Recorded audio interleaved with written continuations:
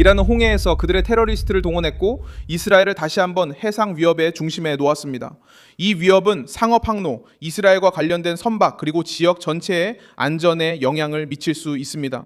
2026년 6월 8일 월요일 테헤란의 지원을 받으며 사나에 주둔한 후티 그룹은 홍해에서 이스라엘 선박의 해상 항해를 전면 금지한다고 발표했습니다.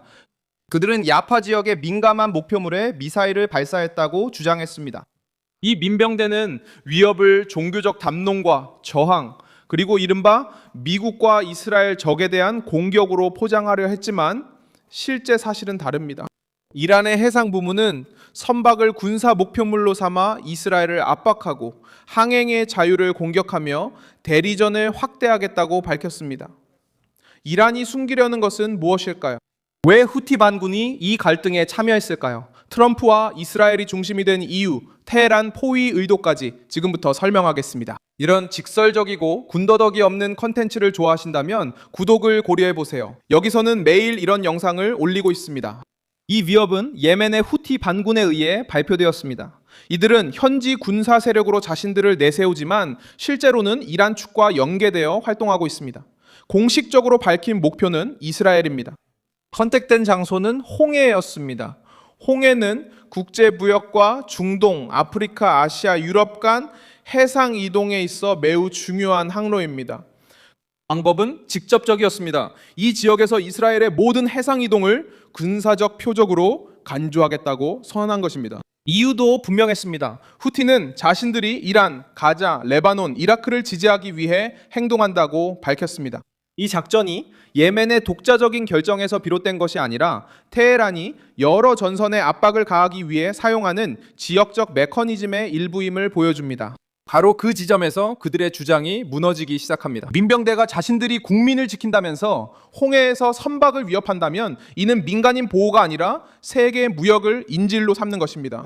저항을 말하면서도 이란, 헤즈볼라 그리고 다른 무장단체들이 포함된 같은 축에 복종한다면 그들은 자유로운 세력이 아니라 테헤란의 압박 도구로서 움직이고 있는 것입니다. 트럼프는 이미 이 단체를 제대로 규정해 놓았습니다. 2025년에 미국 정부는 후티, 즉 안사르 알라로도 불리는 이 단체를 외국 테러 조직으로 재지정했습니다. 이 결정은 갑자기 나온 것이 아닙니다. 이 결정은 홍해에서의 공격, 상업 선박에 대한 위협, 선박 납치, 그리고 항해의 자유를 침해하는 행동들이 있은 후에 내려진 것입니다. 지금의 차이점은 새로운 위협이 더 큰 위기 속에서 발생하고 있다는 것입니다. 이스라엘이 이란 측과 맞서고 있고 테헤란은 여전히 여러 방향으로 동맹국들을 움직일 수 있다는 것을 증명하려 하고 있습니다. 이스라엘은 이번 사건에서 협박의 주요 표적으로 등장합니다. 이란, 레바논, 가자 지구를 둘러싼 공격과 군사적 대응 이후 후티 반군은 홍해가 이스라엘과 연관된 어떤 움직임에 대해서도 압박 구역이 될 수 있다고 선언하기로 결정했습니다. 그들은 이것이 전쟁의 반응이라며 실제로는 바다와 육지 모두에서 이스라엘을 외부로부터 포위하려는 시도라고 말합니다.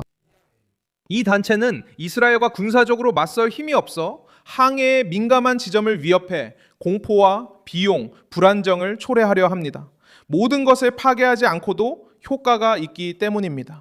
이란이 이번 사태의 정치적 최대 수혜자로 떠오르고 있습니다. 테헤란은 동맹 세력이 멀리서 공격할 때 정권이 적당한 거리를 유지하려 한다는 것을 알고 있습니다. 만약 성공한다면 지역 강국이라는 이미지를 내세울 수 있습니다. 만약 실패한다면 각 단체가 독자적으로 행동했다고 주장하려 합니다. 하지만 후티스의 공식 성명이 이런 변명을 무너뜨립니다. 그들은 이란, 레바논, 가자, 이라크를 같은 진영의 일부로 언급합니다. 그들은 전선의 단결을 이야기합니다. 그들은 전투가 예멘만의 문제가 아니라고 봅니다. 그것은 이스라엘과 미국이 포위를 강화하는 순간에 이단 축을 보호하는 것에 관한 것입니다. 세계에 대한 위험은 이스라엘 선박에만 있는 것이 아닙니다. 위험은 이스라엘에 있습니다. 오늘 공식 표적은 이스라엘입니다. 내일은 이스라엘과 상업적, 간접적 또는 정치적으로 연관되어 있다고 비난받는 어떤 선박이든 표적이 될 수 있습니다. 바로 이런 논리가 과거에 후티의 홍해 공격으로 인해 대형 해운사들이 경로를 변경하고 아프리카를 우회하며 더 길고 비싼 항로를 받아들이도록 만든 것입니다. 유엔은 이미 후티에게 홍해에서 상업 선박에 대한 공격을 중단할 것을 요구한 바 있습니다.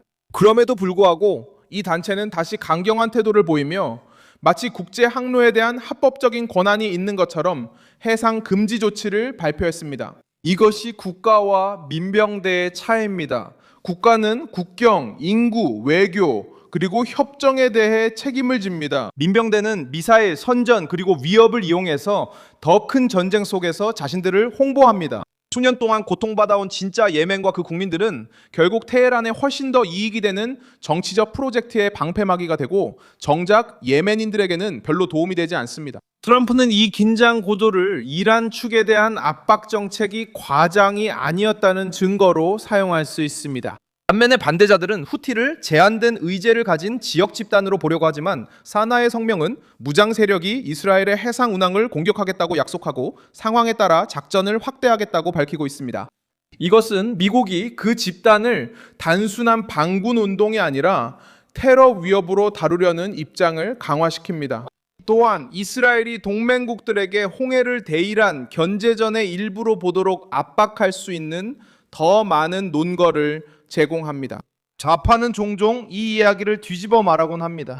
좌파는 후티 반군을 저항 세력으로 포장하려 하고 이스라엘을 끊임없는 도발자로 그리려 하며 트럼프가 테러리스트를 테러리스트라고 불렀다고 해서 문제를 키운 사람으로 내세우려 합니다. 하지만 이번 주 월요일의 사건은 그 반대를 보여줍니다. 그 단체가 해상 봉쇄를 선언하고 선박을 위협하며 사태의 확전을 예고할 때 스스로 왜 강경하게 다뤄져야 했는지를 입증하는 셈입니다.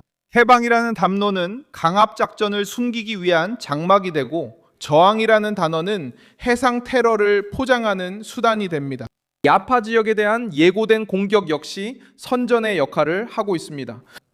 후티는 목표를 달성했다고 주장하며 먼 거리에서도 이스라엘을 공격할 수 있다는 이미지를 전달하려고 합니다. 그들은 이란에 충성을 보이고 무장 세력을 고무시키며 기업들을 위협하고 이스라엘을 다중전선의 전쟁으로 몰아넣으려 합니다. 해상 위협은 확성기 역할을 합니다. 이는 단순히 즉각적인 군사적 피해에 관한 것이 아니라 포위당했다는 느낌을 조성하는 데 목적이 있습니다. 이스라엘은 이제 선전, 미사일, 해상 위협이 뒤섞인 전선에 대응해야 합니다. 이스라엘의 대응은 후티의 감정적인 각본을 따를 필요가 없습니다. 더 냉정하고 효율적으로 할 수 있습니다. 정보, 방공, 외교적 압박, 해상 감시, 그리고 이런 행동을 자금 지원하고 조장하는 축에 대한 책임 추궁이 필요합니다. 이란이 무장단체를 이용해 혼란을 일으킨다면 트럼프와 이스라엘이 취할 자연스러운 길은 테헤란이 움직이는 모든 세력의 정치적, 경제적, 군사적 대가가 따를 것임을 보여주는 것입니다. 홍해가 무대가 된 이유는 후티 반군이 그곳에서 작은 위협만으로도 큰 반향을 일으킬 수 있다는 것을 알기 때문입니다. 그들은 세계를 지배할 필요가 없습니다. 보험사, 해운회사, 그리고 안전한 항로에 의존하는 정부들에게 두려움을 심어주기만 하면 됩니다. 이것이 바로 협박의 본질입니다. 이 민병대는 이스라엘을 겨냥하지만 실제로 여러 사람의 안정을 해치고 그들의 선택이 지키려는 축에 큰 대가를 초래할 수 있습니다. 저는 밀손 알비스 글로벌 국제 전문가이며 매일 진실로 여러분께 정확한 정보를 전해드리는 것이 제 목적입니다. 뉴스 링크는 영상 설명란에 있습니다. 이 영상에 좋아요를 눌러주시고 채널을 구독해주세요. 그리고 마지막에는 댓글도 확인하셔서 밀손 알비스 커뮤니티와 더욱 활발하게 소통해보세요.